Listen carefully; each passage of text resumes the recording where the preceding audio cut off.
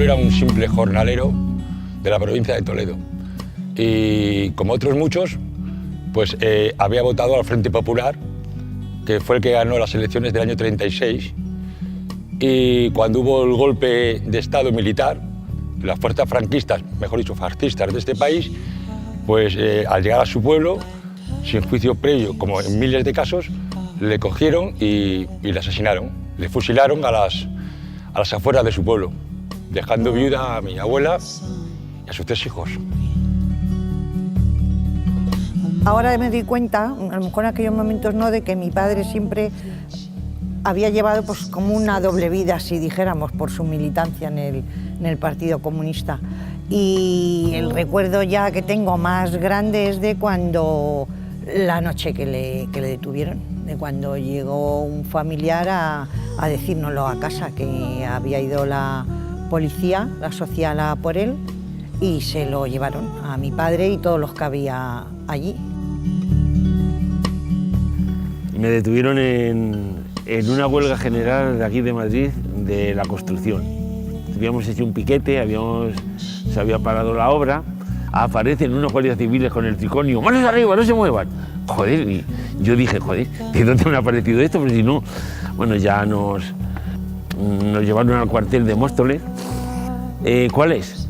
Y me señalaron a mí y me dio una hostia en la cara. Digo, joder, ya empezamos bien, ¿no? Esto es la entrada. Lo metieron en la casa de Falange del pueblo, esa misma noche que lo detuvieron, cuando fueron a darle el paseo de la muerte, que es lo que hacían en aquella época. Sabiendo lo que le esperaba, se agarró con tanta fuerza a las rejas de la casa de Falange, que hacían a veces de cárcel, claro, ilegal. Antes de darle el paseo, tuvieron que soltarle a base de darle culatazos en los brazos. Y dicen que le rompieron las manos, pero bueno, eso no hay pruebas, porque luego la exhumación no hubo manera de comprobar que las fracturas que había fracturas, estaban motivadas por ese hecho, ¿no? Por el de los culatazos. Lo que sí se comprobó, claro, eran los balazos en la cabeza y los tiros de gracia. Las tropas de Franco habían pasado por el pueblo de mi padre, las tropas de Yagüe, la columna de la muerte, habían pasado hacía 3 meses por el pueblo de mi padre, por parte de Oropesa. Había 3 meses que estaban casi en Madrid cuando mataron a mi abuelo, estaban aquí en la casa de campo. Lo sacaron y lo fusilaron, sin más. Y luego, no contentos con eso, no era único a mi abuela, sino a toda esta gente, matan al marido y los obligan a irse fuera de la provincia. Tienen que dejar su casa, su humilde casa, un jornalero, analfabeto, no se me leer y escribir, pues se tiene que ir su mujer con 3 hijos, el mayor mi padre con 8 años, una de 4 y uno de año y medio.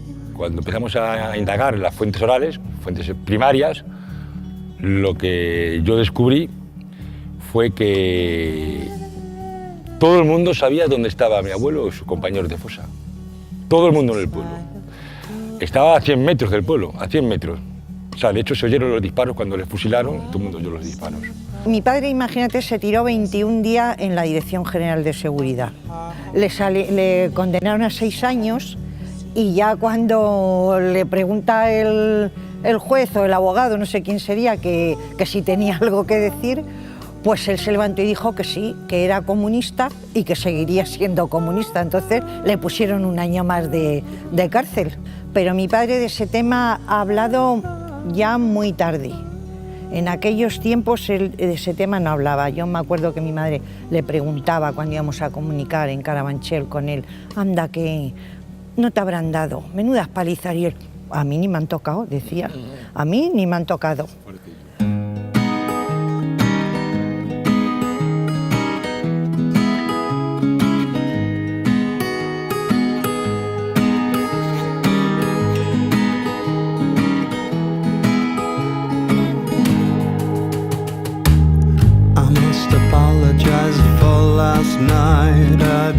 Estaban convencidos de que yo era un personaje en la política de la hostia, porque me hablaban del oro de Moscú. Y fíjate, a mí, yo estaba trabajando en la construcción, no tenía ni un duro. Y ya al final me dice, mira, yo ya estoy hasta la nariz de interrogante y a mí me da, casi me vino a decir que le daba igual. Pero cuando viniese el capitán de Getafe, que se lo contase al capitán.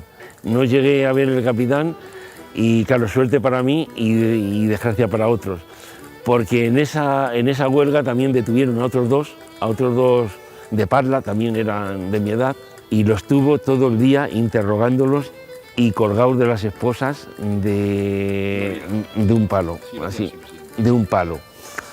Coincidí luego con ellos en la cárcel, cuando ya salimos, coincidimos en la cárcel y llevaban todo lo que es la muñeca, todo se le veía el hueso, todo en carne viva. No os podéis imaginar lo que daba ver eso allí sin tener nada para limpiarse. Y pero firmé allí yo que sé cuántas hojas, que yo no sé ni lo que firmé. Yo se lo dije cuando llegué al abogado, digo, mira, yo no sé lo que he firmado, porque ya estaba hasta las narices, hasta las narices de eso, de preguntarme de tal y que cual. Cuando iba a llegar un 1 de mayo, o si se convocaba una huelga, o iba a venir algún jefe de Estado extranjero, pues a las 2 o las 3 de la mañana, a la puerta, a llamar, hala, levántate y acompáñanos. Y ya pues igual estaba pues 72 horas o una semana o... Sí. Así eso, por lo menos después de salir de la cárcel, por lo menos 4 o 5 veces fueron luego a casa por él.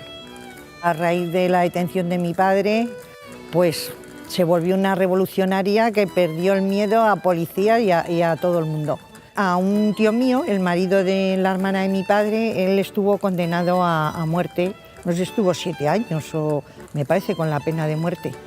Y luego ya se la conmutaron y estuvo, pues no sé, fueron 17 años en la cárcel hasta que luego ya le dieron la libertad. Mi hermano estuvo detenido también, mi madre y yo también. Yo estuve 72 horas, mi madre también y mi hermano creo que estuvo una semana. Salí una noche a echarme un cigarro, nos encontramos en la fosa y llegó una viejecita y a las 12 de la noche la mujer se acercó a mí, miraba para todos lados, estaba todo oscuro, es un pueblo que tendrá 350 habitantes en invierno, no tiene más. Y me dio, la mujer mirando para todos lados, me dio un trocito de papel arrugado y decía, aquí está tu abuelo. Fíjate el miedo. Hablo del año 2008. Con Franco, si tú no te metías en política, no tenías problemas, tú vivías. Lo que tenías que hacer no era meterte en política, pero claro, efectivamente, claro, pan y toros y el fútbol. Parece ser que todo se basa en sacar los restos del abuelo fusilado, pobrecito. Pues no.